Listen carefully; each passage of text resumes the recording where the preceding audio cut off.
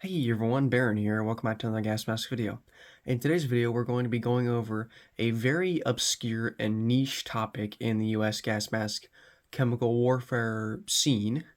Um, basically every collector that has at least a couple gas masks knows what this mask is because it is such a popular mask. It is such a popular design because of how interesting the mask is and because of their sort of niche history, like I said. The mask we're going to be going over is the US M8-11-10 Army Snout Type Service Mask. The M8-11-10 was a stopgap design developed sometime in mid-1944 as the replacement to the obsoleted M5-11-7 Army Combat Service Mask or the experimental E637 Army Assault Mask, which had fallen out of production in 1944 due to major complications with rubber melt for the facepieces. And this led the Chemical Warfare Service to do what they have done with every single instance in which they needed a stopgap mask since 1939. Use the M2 facepiece. Generally, what the M8 Snout Type mask was an M2A2 or an M3 Lightweight Service mask facepiece reconditioned into the Lightweight Snout Type, well, not lightweight, I don't know why I said that, Snout Type configuration by added a 16mm thread pitch where the hose would normally be wired in, and you would get this. The mask also had a few other changes, but I'll get to those later. The M8 Snout mask had been in the testing phase until 1945 when it was finally adopted and began production by the CWS, or Chemical Warfare Service.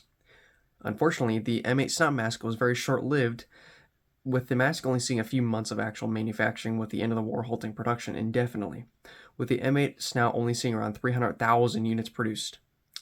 The US Army hoped to carry this mask into the invasion of Japan, also known as Operation Downfall, though this invasion never came to fruition due to the bombing of Hiroshima and Nagasaki in August of 1945. The M8 saw extremely limited use outside of Army combat service, with most examples being issued to Rear Guard or the National Guard service and stuff like that. Sometimes the US civilian market would get a hold of these and you would see pictures of US civilians wearing these. This kit you see right here is a 1950s kit, a kit that we know that was issued to the US M8-11-10, and we don't know entirely what the wartime kit would have been, as there is zero definitive kit contents anywhere online or anywhere in documents or photographs or anything of the sorts. Of course, this kit I have here is a very late, well, not a very late, I believe it might be a very early M2A2 facepiece, but it has a I believe 1953 dated M11 canister, a post-war canister of it, obviously, a M5A1 tin, I don't know what it's called, I'm just going to call it an M9 style anti-dim cloth, because of course it was used mainly for the M9, and of course the M10 Carrier. A cool fact about the M10 Carrier, 90% of these were like basically reissued or repurchased after the war as just regular carriers because they were so good. The US civilian market loved these carriers so much, and that is why they are so god dang prevalent on the US market right now. You can go buy one on eBay for like $15. They're everywhere. M8s, not so much. Like I said, only about 300,000 were produced from 1945 to 1945. My initial belief for the late war kit would have been like what late war U.S. service mask, the U.S. lightweight service mask would have been issued, which would be a mask, a carrier, a canister, a pair of M1 eye shields, 2 cover protective individuals, 1 open, an anti-dim cloth, and an M5 ointment tin. But of course, not all of that would fit inside that carrier. To my knowledge, this mask is dated March of 1942 by Firestone Tire and Rubber Company. It is, of course, a size universal. Let me get the canister so I can show you. The lot is NY-11016-8536. M is the manufacturer, that little slanted M thing. US M11. January 20th, 1953, possibly. M5 M8-11-10 ointment tin. A little bit of rust right back here. It's empty, of course, obviously. This little anti-dim stick, or anti-dim cloth. And let me get to the carrier real quick. Of course, U.S. Chemical Corps logo, Army Snout Type Service mask. On the back, you see this carrier was apparently only $1.49 at some point, possibly post-war, of course, or possibly when these hit the market.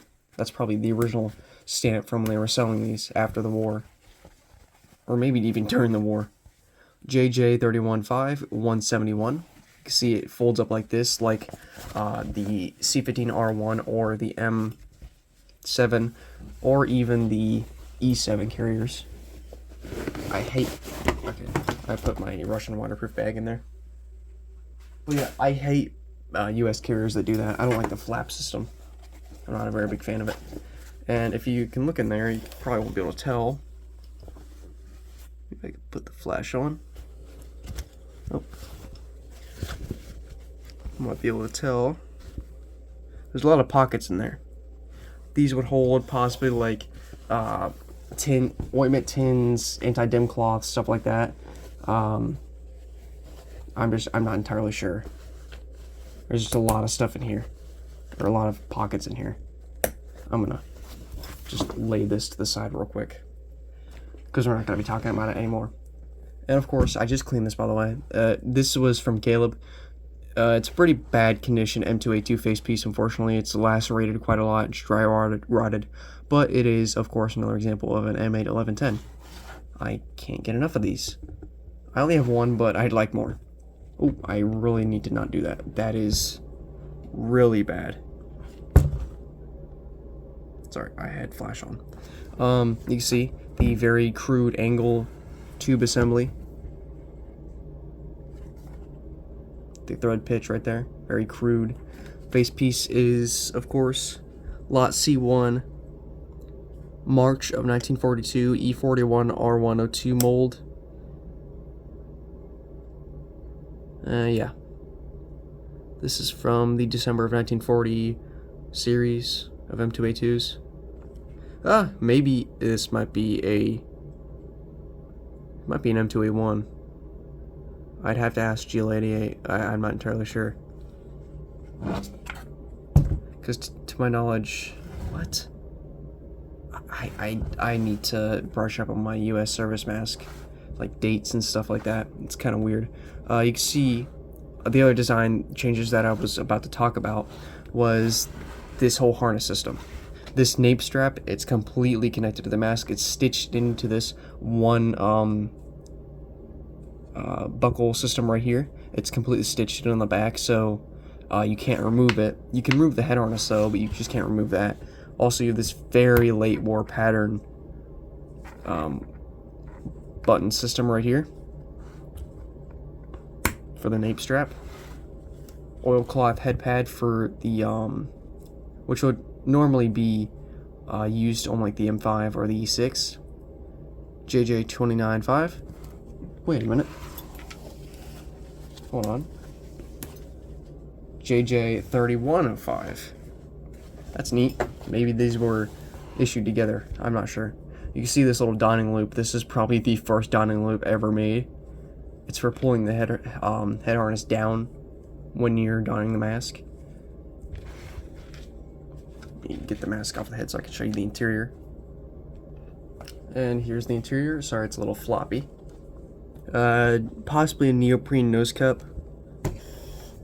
There's no GRM stamp, but I'd assume it could possibly just be neoprene. Or it could be butyl. Oh, nope, there's a GRM stamp. It's just upside down. I didn't see that. Little tiny GRM. I see the GR, but no M. You see the GR right there.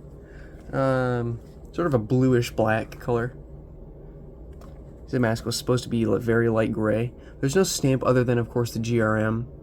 So that doesn't denote when this mask was actually made into an M8-11-10. But I'd assume, of course,